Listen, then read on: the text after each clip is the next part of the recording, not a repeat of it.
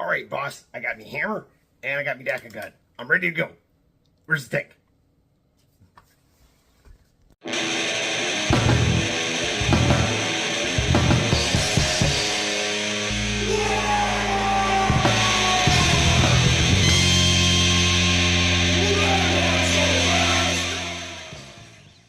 Wow! Welcome back to the Railways Go Faster. I'm old Big Mek, and that's right. In this video, we are talking about how to put gubbins in your squad so that they make sense. Because if you got a whole bunch of these, you don't need to carry one of these. Let's get into it.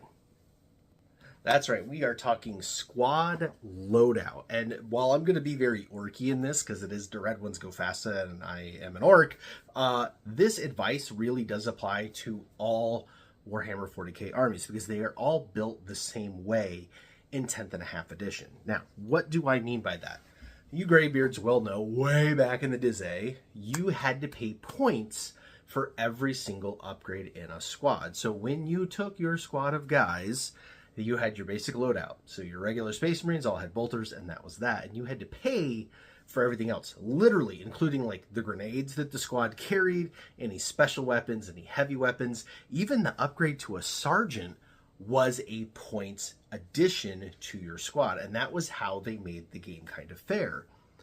What they have done in the last, I think, 3 editions now is they've gotten rid of points costs for war gear, and now you just have squad loadouts. So now when you pick your squad, it's the same price no matter what you do, so you're gonna load it out with all the goodies because why not? Well, the problem is those goodies don't always make sense together, and that can actually cost you games. So let's talk about how to pick war gear loadouts for your squads in Warhammer 40k.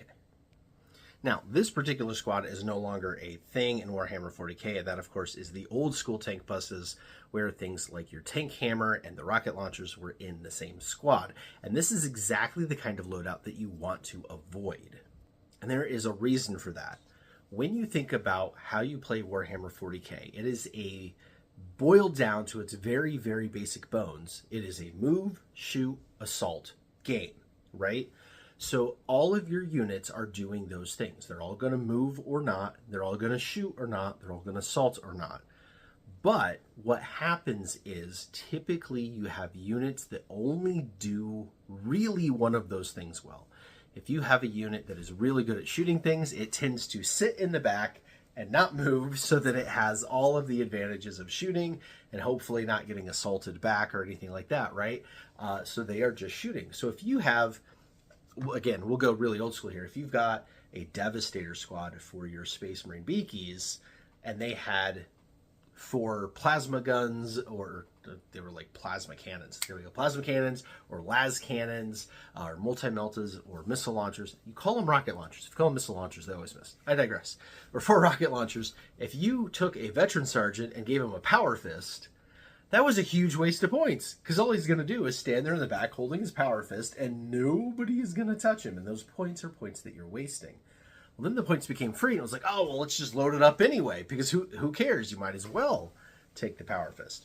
Where you get into the problems is now that they've had a few additions to run with this standardized loadout thing, or like where everybody gets the same points cost, is now they've given you options in the squad where you really got to think about how they work together and whether or not you're putting things that like only do close combat into squads that only do shooting, or vice versa. Again, back to the old tank busters here. You don't want to run this in today's world because this guy has no ranged weapons. Okay, so when you're shooting with all of these guys, he's not doing anything. Conversely, when he's really awesome in close combat, this guy's really terrible. So what you're doing is you're paying points to have a split focus. Sometimes the split focus is okay. Terminators, for example, right? Standard loadout is a Stormbolter and a Power Fist. They're pretty decent at shooting things. They're pretty decent at close combat. And what they're going to do is they're going to march their way in and kind of deal with everything as it comes. What we're really talking about here is either specialized squads or squads where you have choices and how those choices impact the way the squad plays, which also plays into, now in 10th and a half edition, leaders and attaching leaders to those units, which is a very new concept for us old graybeards. All right, well, let's get practical instead of philosophical so you can actually follow along and know what I'm on about. First of all, most of your units are still very mono build when it comes to their war gear options and their leader options. Take Squig Hog Boys, for example, right? Squig Hog Boys are only armed one way. They only have the little spear chukka thingy and then the saddle get rider with its weapon. That's it. You don't have any options. I can't put a flamethrower on this guy. I can't put a rocket launcher on this guy. He gets what he gets. Their leader is built in. You've got a knob on Smash a Squig. He also has his own loadout. He doesn't have any options. You can't give him a Power Claw or a DACA gun or anything like that, right? He has what he has. And then the leaders that you can attach, the Beast Boss on Squigosaur, also has a built-in loadout. You don't have an option. Again, you can't give him, dual saws or, a custom Mega Blaster or anything like that. He is very, very mono build. And most units are still like that. In fact, a lot of codexes, they're going towards that. Think about like the new Imperial Guard. Instead of your old school infantry squad where you really had to pick and choose things, they broke it all out, and now you have a Cadian squad that's built one way, you have a Krieg squad that's built a different way, and you have a Catachan squad that's built a third way. And they're really kind of boxed into those specific spaces on purpose. They're trying to kind of take this choice away. Where you find this doesn't happen are in your model kits with lots and lots of options that then turn into units with lots and lots of options. Now, an area where you really used to see this was knobs. The knob kit was absolutely jam-packed with crazy options, and all of them used to have different rules. The little chainsaw hand that was in this kit was actually its own standalone thing. The spear shooting thing was its own thing. All of these different combi weapons used to be their own things. Now, combi weapon is a single entry. Your power claw is a power claw is a power claw, no matter how many claws or whatever is on it, and everything else is kind of a big choppa. That being said, you still have lots of loadout options on these guys and how you're putting them together for the game. So if you put all claws on them, for example, really high strength, not very many attacks, really you're kind of anti-vehicle, right? Or anti like super elite infantry, things that you really got a can opener, right? You don't want a war boss leading them that has a big choppa. You want a war boss leading them that also has a claw, because he's going to be attacking the same unit, right? If you have an anti-tank unit and they're getting into close combat with a tank, you want everybody in that squad, ideally, to have something that can hurt that tank in close combat consistently, right? So you want to keep like with like. Another area where you see this a lot is actually with vehicles, especially vehicles that have lots of weapons on them that can be optioned in different ways. So for example, your Lehman Russ here, you've got your main weapon, and again, there's a bunch of different variants with different main weapons that do different things, and then you've got your little hull mounted weapon, and then you've got your sponsons. Now again, back in the day when you had to pay individual points for all these things, it was very popular not to take a sponson at all, because that was a lot of points, and well, did you really need that many more guns and things of that nature? But now that they are all free, it's loaded up, right? You want the Hunter Killer Missile on there, you want absolutely everything. Except what happens is you want to still be able to put them all together. This one is pretty decently equipped, actually. It's got the plasma guns on the side, the giant plasma cannon variant here, and then a las cannon for the whole gun. These are all very great high strength weapons, great for anti-tank or taking out like really elite infantry that has like really super tough armor. So like think about shooting Angron or Rabute Gilman or whatever, right? This would be great for that. What wouldn't be great for this would be taking out this las cannon and putting in a heavy flamer. What good is that heavy flamer going to do when everything else is anti-tank? That is a little bit different because, again, 10th and a half edition, this thing can shoot while it's in close combat. So it can shoot all these guns out at the big tank thing, and it can actually use that heavy flamer to shoot at what it's in combat with. I think. It's a little weird. They kind of changed the rules a lot. But you know what I'm saying?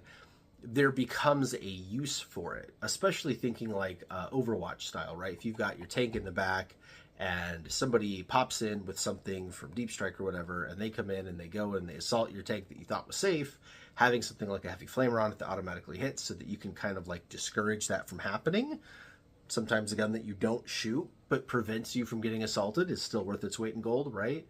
That could be useful. But on the all in all, you know, you still want it to make sense. Again, if you took this super anti-tank main gun and then put heavy bolters on the side that are anti, like, regular horde infantry, it's not gonna make a lot of sense, because now you're shooting at different things. Now again, granted, these can shoot at different targets. Now it's not like, again, back in the day, this could only shoot at one unit, and that's not true anymore, so it doesn't hold as much water. But you still want to keep that in mind when you're putting your models together, when you're putting your units together. All right, time out. We're going to take a break here really quick. This tank, by the way, for those of you that have been watching all this year or at any time this year, know that this was the prize for our first giveaway, or one of the prizes. Our second place winner won a make your own looted tank kit, and this is the tank. I have not heard from him. His name is Tim. I'm not going to do last name just because I don't want to, like, accidentally dox anybody or anything like that. But Tim, buddy, it's been over a month, man, almost 2 now. You won second place. I've reached out to you on Patreon because that's where the entry came from. I've reached out to you on the videos, and I've sent you an email because I have your email address, and you haven't responded to anything. It's still yours. I will still absolutely ship it to you. If anybody knows Tim and knows the Tim that won, could y'all, like, poke him for me and have him get in touch? Because I really want to loot this myself. That would be like a total scumbag move. We got to get this to Tim. So, Tim, if you're out there, answer your emails, man. Let's get you your prize. And speaking of prizes, I do want to formally announce our second prize contest. So, our first one was January, February, March. If you supported Old Big Mek in any way, either through a channel membership on YouTube, being a paid Patreon, or buying any of our sweet merch available at theredonesgofasta.com, more on that in a second, you would get an entry to win Old Big Mek's Orc Army. I gave away literally like a 2,000 points-ish of orcs out of my army, plus that tank kit, plus a custom Boosta Blasta t-shirt cannon rig that I built and painted, and it was a ton of fun and a super blast, and we had a great time with it. It is time to do it again, only this time you are going to win Big Mek's old orcs. We are doing a vintage giveaway. Now, how this is going to work is the same thing. The whole month of May, June, and July, so 3 months to enter again, every thing that you do to support the channel gets you an entry. So every month as a paid patron, every month as a paid channel member, and every item ordered from the merch store. So for example, if you pick up our The Red Ones Go Faster shirt with artwork by BenBam, that's an entry. If you also add a Red Squig the water bottle to your order, that's another entry. If you pick up yourself a sweet Red Squig snapback hat, that's another entry. Let's say you get your grot a Red Squig shirt, that's another entry. Every single product purchase on the merch store, all 3 months, gets you an entry to win. And we are going to have multiple drawings for multiple winners, just like that last time. So what I'm doing is I'm going through my collection and going through all my vintage things that would be super fun for other people to have and own and enjoy and have in their collection. So one of the things is going to be the 3 little squigs. So somebody is going to win these super awesome squigs. All of these are metal, by the way. We're going to call it, maybe we'll call it the heavy metal contest. So you're going to win Old Big Mek's heavy metal. And yeah, so we're giving away some squigs. I have an entire OG Tank Busters squad that I have owned literally forever that will be all put back together, built, painted, whatnot. They don't work really well as Tank Busters in today's day and age, but if you are collecting a vintage army, I'll have them on the 25mm bases, right? They are fantastic for that. And we're also going to have some sweet commandos, any other vintage stuff I find. But the grand prize, because I'm sure you all want to know what the grand prize is. The grand prize is going to be original Ghazghkull and Makari himself. Now, these are my ones from all the way back in the day. I had stripped all the paint off of them, primed them black, and gotten them ready for a paint job. And yeah, I'm just not there anymore. I've done it. I've got it. It's been cool. I still love them. But I think that this would make a great giveaway instead. So somebody is going to win themselves an OG Ghazghkull and Makari. And again, one of the other prizes will be the complete Tank Buster slot. And I do mean complete. I even have Hold on, wait for it. The bomb squigs, all right? Both of them, actually. Get the other guy here. There we go. Both bomb squigs will be included. So we get the whole tank buster squad, and then we'll do the commandos and the squigs. So at least 4 prizes. I don't know. We'll see what other vintage stuff I come up with. But all cool old vintage metal orc stuff. That's going to be the giveaways. It'll be a ton of fun. So if you want to enter, again, all the ways. YouTube membership, or paid channel membership, so that every month of that, so you got 3 opportunities there. Every month as a patron on the paid level, so there's 3 entries there, and then every item you buy on the merch store, unlimited entries, because there's no limit. You could buy a t-shirt for everybody you know, including your grandma, and that would be awesome. All right, back to the video. All right, so let's actually go through this whole exercise so that you understand what we are on about and it makes sense for you. And again, this is for everybody, but I especially get this question from newer players, people that are just now getting into the hobby. They've bought their first orc kits. They got really excited at the videos. They're putting together boys and they're like, what do I build them like? Because of course it's the old school boys kit, because that's the one you should buy. And it's got 10 zillion options in it. Well, here is our codex entry for boys. And as you see, you've got ranged weapons and melee weapons to start with. So first of all, you got to choose, are you doing shootas with all your boys, making shooter boys, or are you doing sluggas and choppas and making close combat boys? Obviously, the new monopose kit is really awful because you get 5 of one and 3 of the other, and it just doesn't work as a squad, which is kind of what prompted this whole thing. But when you are building your squad of old boys and you want to go one or the other, pick one.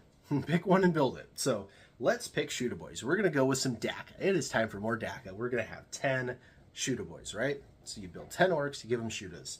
Now, one of your orcs is going to be a knob. On your knob, he's got options too. So you see on here, it gives you the war gear options for the knob. It says that the boss knob has a big choppa and a slugga. Okay, that's right there in the base composition. And then on the options, it tells you what you could do with it. You could replace the big chopper with a power claw. Is that very useful in a squad of shooter boys? Not really, because your squad of shooter boys ideally should be standing on an objective and shooting things and not really getting into close combat at all. So that power claw doesn't do you any good. Or his big choppa and slugga can be replaced with a combi weapon and close combat weapon. Now that makes a lot more sense. All right, if you've got 9 boys sitting there with shootas, shooting things, having a knob with a combi weapon that can also shoot things, makes a lot more sense for that squad than a power claw or a big choppa. Right? Pretty good. Also, you've got the whole every 10 boys you could take the heavy weapon, you can do the big shooter or the rocket launcher. For this squad, that makes sense. They're standing there, they're shooting things. Now, you think about what the other weapons are. Shooters aren't great, right? 18-inch range, strength 4, 1 damage. You're shooting little things. You're shooting termagants, you're shooting guardsmen, that kind of thing, right? Rocket launcher gives you like a 1 shot to maybe do something like a vehicle, a light vehicle maybe. But really, with a BS of 5, you're only hitting on a 5 up, and that's only if you didn't move because it's heavy, remember. Not maybe really the greatest. I'd go with the big shooter personally because it fits in with everything else. It's got that lower strength, and you're like, well, why would you want that? Well, it gets more shots, okay? So rocket launcher up here, you get D3 shots, but the actual big shooter is 3 shots all the time. So you know that you're guaranteed those 3 shots. You add them into all of your shooter shots and your combi weapon shot, and now you have a pretty decent squad doing some DACA. Okay. Let's build our second box, but we're going to do it the other way, right? Now we've got all these choppas and sluggas standing around, and of course we did the smart thing and bought the old world boys box with 31 bodies in it. So we're going to throw a bunch of sluggas and choppas on them and make ourselves a really awesome root and toot and close combat squad, right? So same thing, we've got our boys, we're going to give them all sluggas and choppas. Okay, easy enough. You got your knob. He comes with a slugga and a big choppa to begin with. Pretty good. Now, here's where you get into the, okay, do we keep the big choppa, which is 3 attacks, strength 7, or do we take the power claw, which is 3 attacks, strength 9? Well, in this case, the attacks are the same. You're not really giving up anything going from the big chopper to the power claw. Give him a power claw. right? If they are going to give you the same number of attacks, you might as well. Now, where is the downside? Because it does have one, and that is in the weapon skill. The Big Chopper, you're hitting on 3s. The Power Claw, you're hitting on 4s. And that's the trade-off that you're getting for the higher strength and the lower AP. So honestly, you can go either way. But both are good options. What you're not going to do, however, is put both of those in the drawer and take the combi weapon. The combi weapon would make no sense here, because now you've got all these orcs, 9 or 19 of them, running around with choppas and sluggas, wanting to get into close combat. They want to be in combat. They don't want to do anything but be in combat.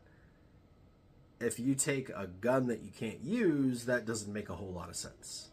Is this making sense now? I hope this is making sense now. Now again, you can apply this concept to any unit, whether it's Orc, Space Marine, whatever, it doesn't matter. Look through your codex and actually look at all of the different weapons and options and ask yourself what the role in the battlefield is and whether or not these things are symbiotic and work with each other or not. And then do the same thing with any leader that you are attaching to the unit. So real quick run through, let's do a unit of knobs. You're doing a unit of knobs. They come with a Slugga and a Big Chop as standard. Obviously, you're going to want to upgrade that, especially since the upgrades are free. You can replace them all with Power Claws. Great. Run all Power Claws, take a War Boss with a Power Claw, and go do some can opening, right? Go find yourself a unit of Terminators or a tank or something like that and have a ball.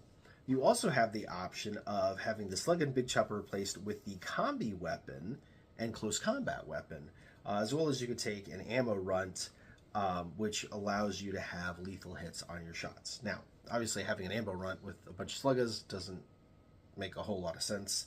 In fact, usually you don't even want to fire sluggas, because if you're trying to make a charge and you shoot before you go in and the opponent is coming and they take away the closest model and now you don't make the charge, that's kind of dumb. Don't do that. But if you are taking those combi weapons, taking the ammo runt makes sense. Having the combi weapons is good. What would you lead with that? Well, with that, you could lead with a Big Mek that allows you to actually shoot well and use those combi weapons, and he can have his own combi weapon or custom Mega Blaster, right? You see how we are tailoring these for each battlefield role. We don't want to take 2 combi weapons and 2 Power Claws and 1 Big Choppa in our Knob Squad.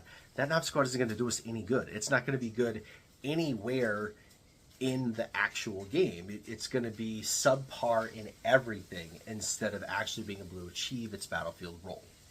All right, I hope I've made sense and not just talked a whole bunch of dribble. If you've got questions, especially specific ones on a unit you're building, throw them down in the comments below. I am always happy to answer questions like that. One of the most common questions that I get, again, is like, hey, I just bought this new kit. What do I build it with and why? And while, yes, there's definitely a rule of cool, and there are some kits that it's like go bananas with whatever you want, especially like the Kill Team kits. If you buy a unit of Commandos, take all the cool stuff, because you're going to want to be able to use it in your game of Kill Team. Plus, you could use all the little extra gubbins to make more regular guys down the road. That's a whole nother conversation. But most of your units that aren't going to be like that, your regular boys, your regular tactical squads, your regular infantry squads, things like that, they're going to have loadout options, and those loadout options are not always going to make sense with one another. So actually take the time, think about what role you want that unit to have on the battlefield, and build your unit to do that. And if you really can't decide, that's when it's time to buy a second unit and build one of each, which is what Games Workshop did when they split Tank Busters up into Tank Busters that shoot things and Breaker Boys that assault things, which was a smart move. Now, again, you're not going to be able to use these like that, but if you want to win this really cool, old school, heavy metal squad of Tank Busters, you can do that by entering Old Big Mek's newest contest, which I've already talked about ad nauseum. And yeah, it's going to be a ton of fun, a super duper blast. I am looking forward to dragging out all of the metal stuff and putting together a bunch of really awesome prize packs. I think we'll even draw more than 3 names this time, because the more names that we drew, I think the more fun that it was, and I think everybody likes having more chances to win something cool than just one shot in the dark at one really giant thing. So let me know your thoughts down below or over on our Discord, which of course is always free, link in the description. All right, that's going to do it for this one. I'm going to go get to work digging for my metal, and we'll catch you in the next video. Until then, Wagon!